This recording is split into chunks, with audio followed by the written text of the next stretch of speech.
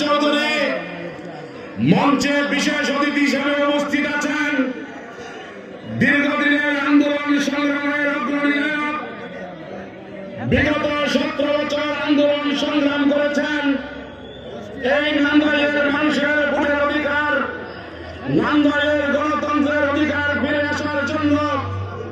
নান্দাইলের সফল সাবেক মেয়র জনাব তাইজুল ইসলাম পিকুল সাহেব মঞ্চে বিশেষ অতিথি হিসেবে উপস্থিত আছেন। দক্ষিণ নান্দাইলের বিএনপি অভিভাবক হিসাবে যাকে মানুষ চিনে, নান্দাইল পৌরসভার সাবেক সভাপতি, সাবেক আহ্বায়ক জনতা গোলাম হায়দার খান ফয়সাল ভাই মঞ্চে উপস্থিত আছেন। সাবেক ছাত্রনেতা, সাবেক উপজেলা যুবদলের সংগ্রামী সভাপতি, উপজেলা বিএনপির সংগ্রামী আহ্বায়ক ওমর ফারুক নুরানী ভাই মঞ্চে উপস্থিত আছেন।